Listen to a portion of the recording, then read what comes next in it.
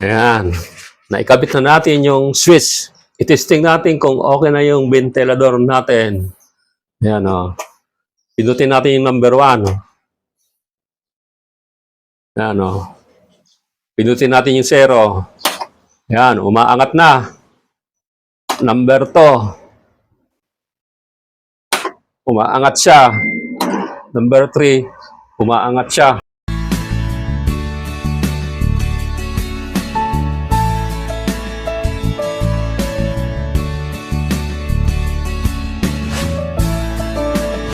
Tech para sa panibagong video. Nandito naman tayo sa panibagong video para ipakita ko sa inyo kung paano ayusin ang switch ng ventilador. Napakasimple lang ang pagre-repair sa switch ng ventilador. Ito po yung sinasabi ko. Oh. Ang problema kasi nito, yung switch ayaw nang tumaas. Yan, no? Ayaw nang tumaas, oh. Ayaw nang umangat. Pag bito dito, hindi mapindot. Ayan, no? Pero umaandar naman to. Ang problema lang niya, yung kanyang switch ayaw umangat. Yan, palagi naka number 1. Hindi mo mailipat sa iba. Yan, no? Umaandar naman. Walang problema. Pinaka-problema lang dito yung switch. Ayaw umangat. Madali lang gawin ang mga ganitong sira sa ventilador. Siyempre, ang gagawin natin, bubuksan natin yung likod. Hugutin muna natin. Yan. Bubuksan natin itong likod. Aayusin natin yung switch nito.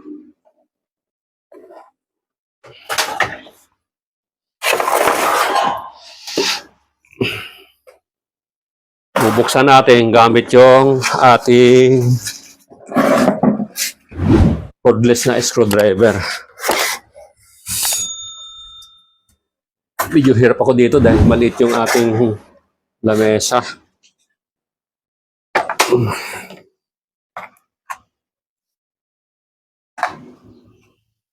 Ito ay Phillips screwdriver, kaya ang gamitin natin Phillips. Pagbubukas gamitin ko itong cordless na screwdriver.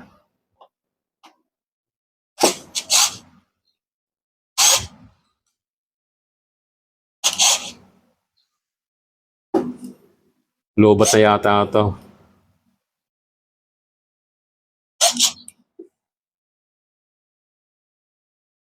Lobat na. Medyo matigas. Ayan.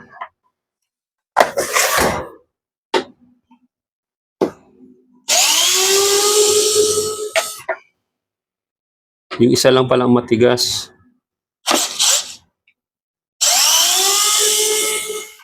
Ayan. Ito na. Ito yung switch niya.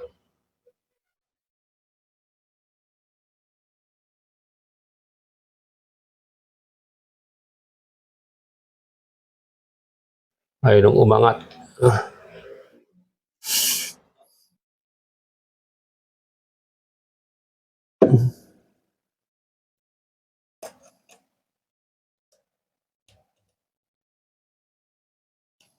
Tatanggalin natin para makabuelo tayo sa pag-check up.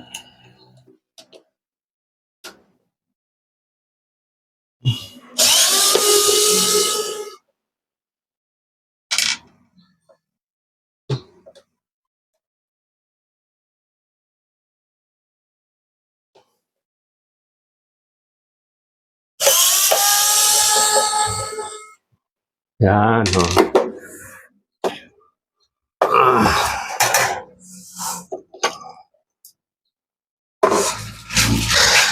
Dito tayo, adjust tayo ng lugar. Yan. Meron siyang alikabok. Dapat mayroon tayong paintbrush. Panglinis sa alikabok. Tanggalin mo natin yung alikabok.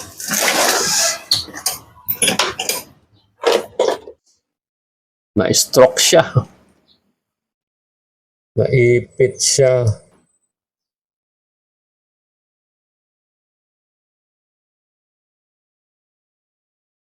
Tutulak lang natin yan.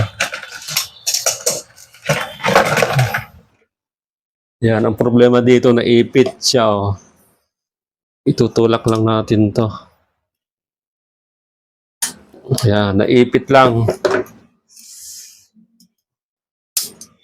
Yan, di ba napakadali lang, naipit lang siya. Oh, yan.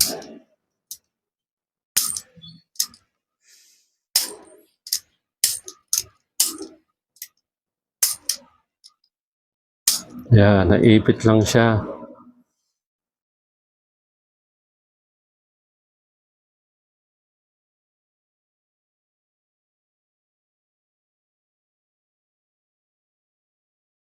Medyo bumaluktot siya.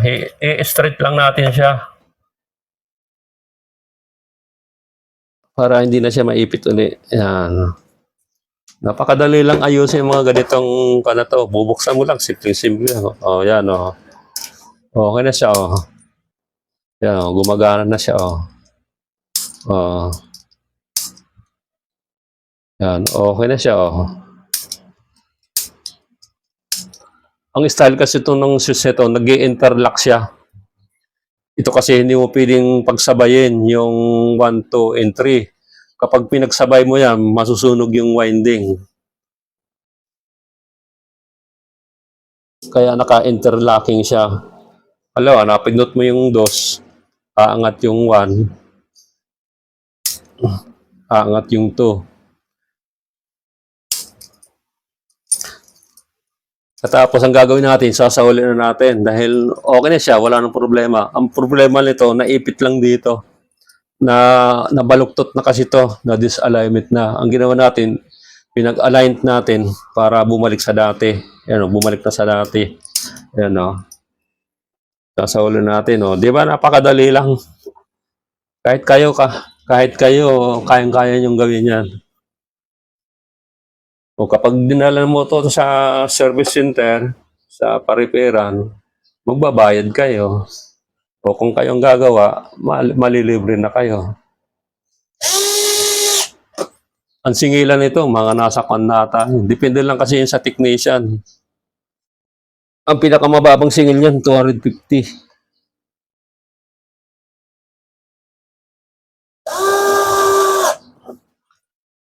So, bago natin ibalik yung takip, linisin muna natin to.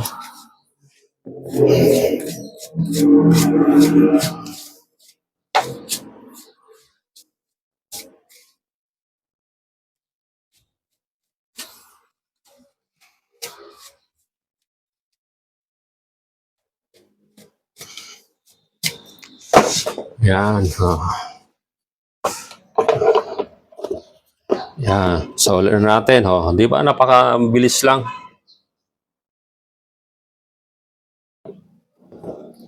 Balik na natin to.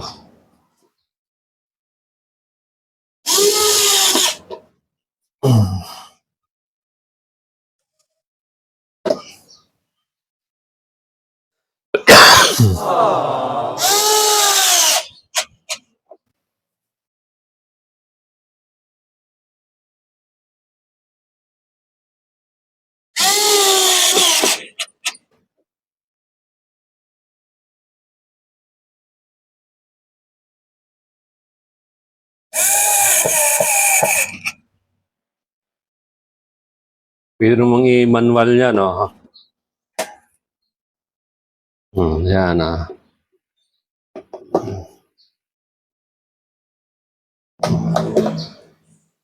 Oh, yan, oh. Ayan.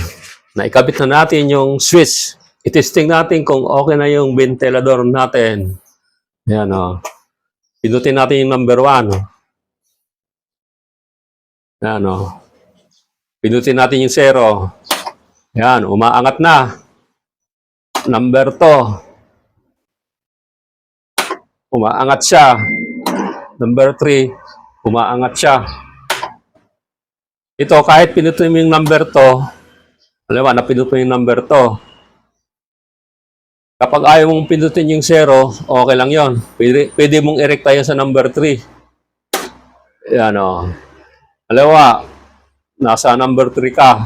Ayaw mo nang masyadong malakas. Gusto mo yung mahina lang. Pipindutin mo yung number 1.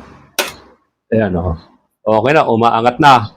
O, pinakikita ko sa inyo na okay na yung ginawa natin. Okay na itong ventilador. Ang ginawa natin, ang ginawa natin, pinag-alignment lang natin yung nandoon sa loob, yung sa mechanism, na disalignment lang siya. At, di ba, nakita naman niyo kung paano ko diniretso yung pagkakabaloktot. Yan. Hindi ko alam kung bakit bumaluktot yung spare parts dito sa loob ng switch. O, noong naidiretso na natin, okay na siya. Yan, o, hindi na siya nagloloko. Yan, o. Kahit pinut-pinut na yan, okay na siya, o. Yan, o. Okay na siya, o. Yan, o. Yung kanyang oscillating, okay naman siya. Yan, o. Okay na siya, o. Wala namang problema. Pag pinutot natin yung number 2, lumalakas yung hangin. Pag pinutot natin yung number 3, lumalakas yung hangin. Huwag lang tayo, masyadong malakas yung hangin. Yan. Okay na yung ating ventilador. O, di ba ganun lang kadali sa pagre-repair ng switch ng ventilador? Wala tayong pinalitan na spare parts. Kahit kayo, kaya nyong gawin to. Kung gagawin po ninyo yung ganitong switch, huwag po nyong kalimutan na tanggalin po yung pagkasaksak sa ventilador. Baka po kayo makuryente. Kahit nga ako technician, ang ginagawa ko, bago ko binubuksan, yung nire-repair ko, tinatanggal ko muna sa pagkakasaksak para iwas disgrasya. Okay na yung ating ventilador at ako po ay magpapaalam muna at magkita-kita lang tayo sa susunod na video. Huwag po niyong kalimutan na mag-subscribe po kayo sa John Tech. Maraming salamat sa patuloy na pagsuporta po ninyo, sa patuloy na pagsusubaybay sa John Tech. Maraming salamat po, maraming salamat sa inyong lahat. Inihiling ko po na pagpalain ng Diyos ang bawat isa sa atin. Huwag po niyong kalimutan na mag-subscribe po kayo sa John Tech. Kapag nakapag-subscribe po kayo, pindutin po ninyo yung notification bell. Kapag napindot na po ninyo ang notification bell, pindutin po ninyo yung all. Kapag napindot po nyo yung all, palagi kayong updated sa mga bagong video na i-upload po natin. Yan, katulad nung dati, ang pinakahuli kong masasabi, bye-bye!